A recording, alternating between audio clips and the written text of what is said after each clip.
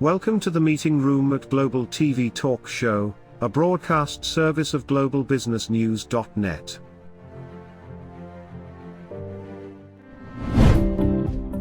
This episode from the meeting room of Global TV Talk Show is brought to you by The Bridge School, the accredited international online private school of choice, at bridgek12.org. Porch Light Rental and Destination Services.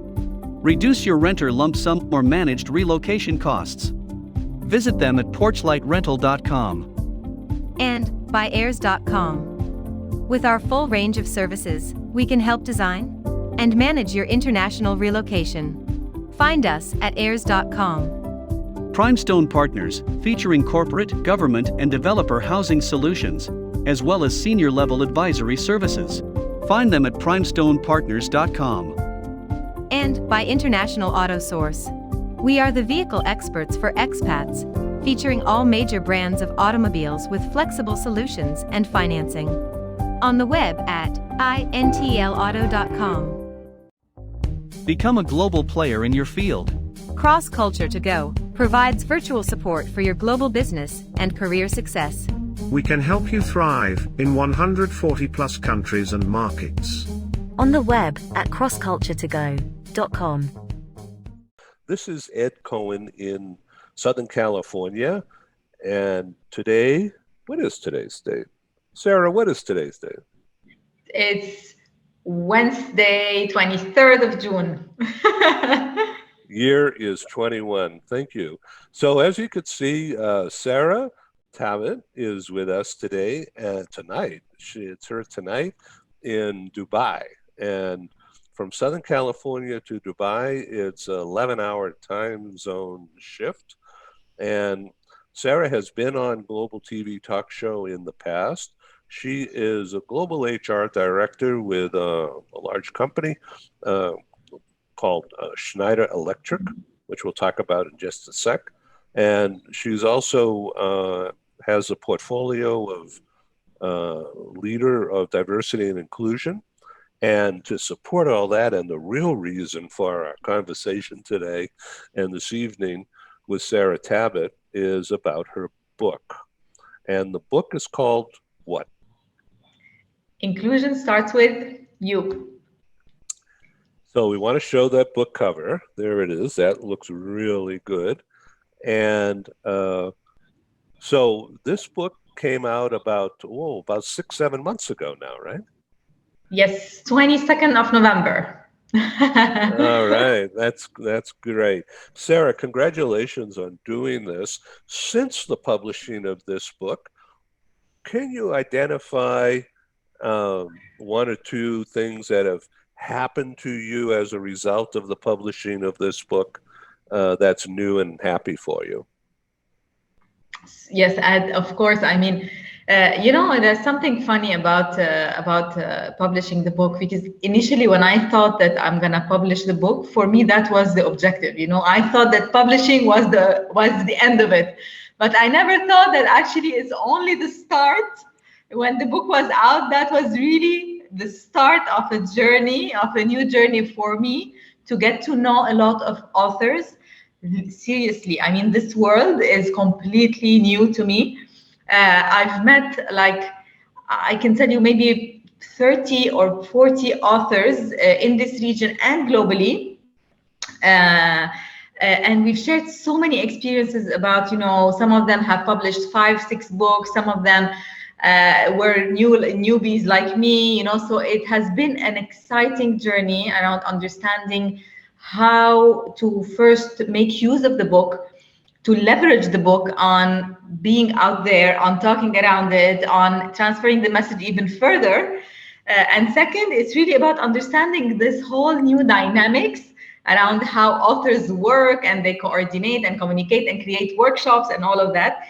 And I've had a lot of amazing interviews, podcasts with role models that I've never thought I would meet. Someone like Sally Helgeson, who's really a role model in women leadership. So I've had a one-on-one with her talking about my book and her book and, the whole diversity and inclusion topic, because it's really a topic that touches everyone and everywhere around the globe. So it's been super exciting. So are you working on the next book? Oh, well, many people ask me, and honestly, and I tell you something, if I were to be the same person I was last year, I would tell you yes. I was usually the kind of person who would tick the box and think, okay, what's next? But then I decided, part of the whole transformation, being, also in this new space, an author, and being in this new space, I decided to actually celebrate this book, make the best out of it. There's so much I can do, and every day I wake up and I say, wow, that's an idea I never thought about. This is something that I want to do in Q3 and Q4. So I already have like a backlog of activities for this book. I just want to celebrate it. I just want to really enjoy it and make sure that I use it till the maximum before I move into something else. Yeah, well, that is really good. And so how does that impact, how is the book's publishing, and you're living this life, how has that impacted your day job? Yeah. So as you know, I work in HR as an HR director for Schneider Electric. It's a global company that supports entirely the diversity and inclusion agenda. And to be honest, every time now I talk to people in this organization, and I keep on moving, supporting different teams across the globe, in China, in Singapore, in India, and the US. Every time I introduce myself, at the end I say, and I'm I love D&I, and I'm a D&I fanatic and advocate, and I published a book, and then you see the eyes, wow, tell us more. And then, I use a lot of what I've written in this book to coach people around how can they be more inclusive in the way they lead their teams, in the way that they listen to others, in the way that they manage people, in the organization. So I feel like I have structured format to use, and something solid to help others really start their journey in becoming inclusive people. This is really an interesting point. So do you, pardon me, do you point out certain chapters in the book that people could go deeper on their own time? Yes. So in addition to the LinkedIn profile that we're seeing, of course, I have my own website, and I share the link where I ask people to go in, check, of course, all the podcasts that I do, all the conversations that also I do around this topic, and most importantly, I've recently added a kind of an assessment. That assessment is not something I've created. It's part of a Catalyst, the Catalyst group that is very well known in this space. They've created an assessment to see how, for you to self-assess how inclusive are you, and to start the conversation. So you can go in, and then you can do exactly that's the website. So it's sarahtabet.com. And then you just go down and you see self-assess. Do you know how inclusive are you? And once you click on that, you go to this link, and then you get an idea of, okay, am I good enough? What can I work on? How can I develop being inclusive? And the thing is, I've also finished something recently around. So I've been accredited as an executive coach. So also now I can coach people and leaders on how to be more inclusive when it comes to inclusive behavior. So a lot of inclusion, a lot of the idea about diversity and inclusion is becoming authentic and wanting to learn more about different people, to celebrate differences, and to have people actually feel like they belong, not just on the team, but I mean they're not down the hall, they're with everyone else. True.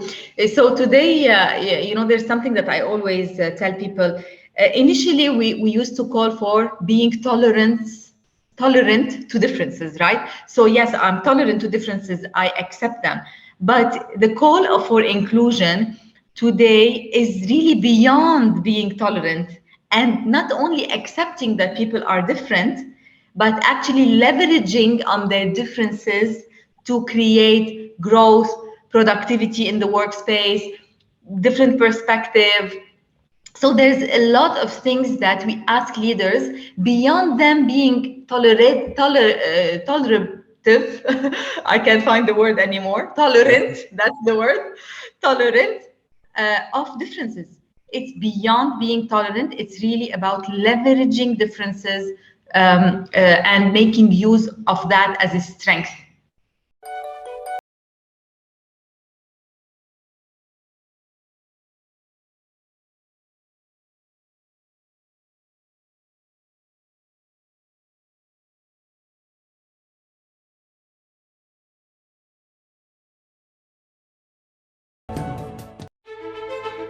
We interrupt this broadcast to bring you a timely announcement. Hi, I'm Sergey Gorbatov. I'm Angela Lane. Together we are researchers, writers and practitioners in the field of human resources. And we've also been multi-country, multi-assignment career expats. We owe our professional development and growth to a very large extent to the international assignment opportunities that we have had. But in a world where distributed work may become the norm, we also want to understand what will happen to the nature, duration, and purpose of international assignments. Together with our colleague, Julian Dalzell from the University of South Carolina, we're undertaking a study on the future of expatriation. And we'd value your contribution. You can participate in this important study by completing a simple 10-minute questionnaire. Access the questionnaire by typing in your browser tinyurl.com/expert study. That's tinyurl.com/expert study. You can also find the link here on Ed's website next to this video. Thank you for joining us in this study. In return for your contribution, we'll provide you with a copy of our research. And of course, you'll be invited to an exclusive webinar hosted by Ed, where we will share our findings right here on Global Business News. And so please go to tinyurl.com/expat study. Take the survey so that we can better understand the future of expatriation.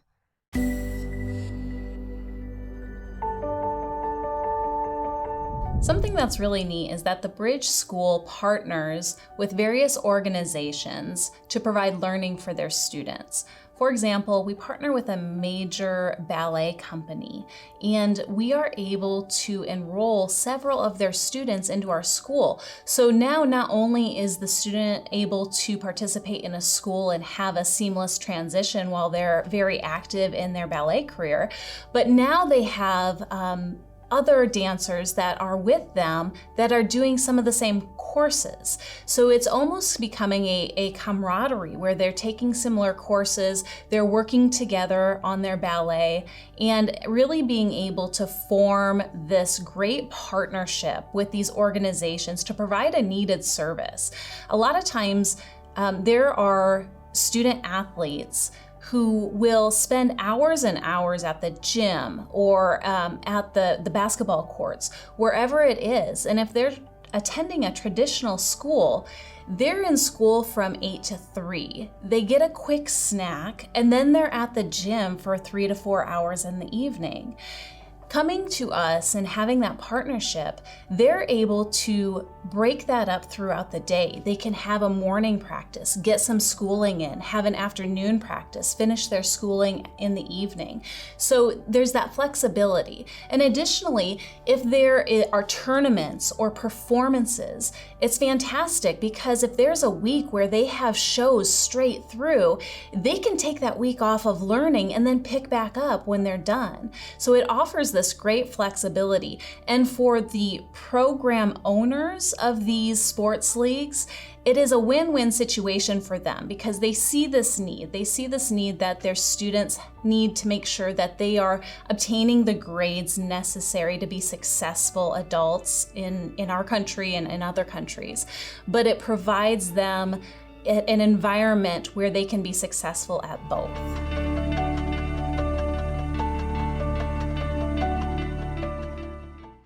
Okay, you know what? I'm writing things down here. So, Super. yeah, making use of the Viva la Difference, right? Yes. Using it as a strength, so you understand that someone has a different perspective. They're super creative. They might not think the way that you do, but then you utilize that strength and understand that you can use that strength within your team, with your customers, with your stakeholders, with the way you present, with the way. So it's really leveraging each and every one based on their strength and difference. I love that. Leveraging strengths and differences. That's right. Okay, and it's a recognition that, so I took all these notes, you see, and so what I'm so what I'm saying to you out there in the audience world is that Sarah Tabet is a resource for you. You get it on the book, of course, but you should reach out. She's on LinkedIn, and I thank you for being our guest again. This is, I think, the third time in the last year and a half or so. And someday we're going to meet in person, that's for sure. Now, in work, now, Schneider Electric is a huge company, very, very tech-oriented. And you have people all over the world. We do. So are the Zoom meetings, whatever vehicle you're using, but the teleconferences, are they more meaningful now to you that you have all this experience? Look, I can't complain personally because I work globally with a lot of countries and with a lot of leaders, diverse leaders that are sitting really dispersed across the globe, and being able to virtually connect with everyone is a blessing, honestly. And for me, it's I would say, if I imagine me traveling all the time to meet all of these leaders, I would and write the book and do forums here and there and work with everyone on supporting the business. I think it would have been tough for me. So not only will it be expensive, but taxing mentally and physically, and you'll be going through motions rather than being happy and rested and being able to be creative with these important people. Yeah, true. And of course, that, not to forget the time difference. So sometimes, I do meetings late at night, sometimes too early in the morning. So being, in the comfort of my home, being able to connect with everyone is definitely something that I would say I found as an advantage. Now, and again, connecting with people virtually is a skill, Edda. It's not easy. Not everyone can do it. But I think that, having worked in multinationals in all my life, I've had a lot of experience in this. Even before Schneider, I used to be based in Lebanon, but I used to work with Middle East and Africa. So I wasn't traveling all the time. Most of my connections were also virtually. So it's a skill that you build with time. And it's funny because today, one of my colleagues, she called and she was asking me, so how do you do a global role? So what are the things that you need to be able to successfully be in a global role? And the first thing I said, you need to be able to build bridges with people. It's a skill, and it's not easy when it's very diverse cultures, it's very diverse leaders. You have to understand, you have to be inclusive in your mind, and you have to be able to connect virtually with people and build trust. It's difficult to build trust behind the screen, but you have to go the extra mile to smile, to connect, to build rapport. It has to do a lot with everything, even the body language. Even body language. If I'm sitting back and it tells something about me, and if I'm engaged, expressive, sharing, it tells another thing about you. So it's a lot of effort, but it's a skill and a competency that people should start working on to be able to thrive in a global environment. This has been a delight, and thank you very much for your time tonight. and I welcome you to come back again on Global TV Talk Show. Thank you, Sarah Tabet, and good night. It's always a pleasure, Ed, and thank you, Paul, for all the support, and have a great rest of the day. Yeah, ciao, ciao. Bye-bye. Bye. Thank you for joining us in the meeting room at Global TV Talk Show. Have a wonderful day, and stay safe.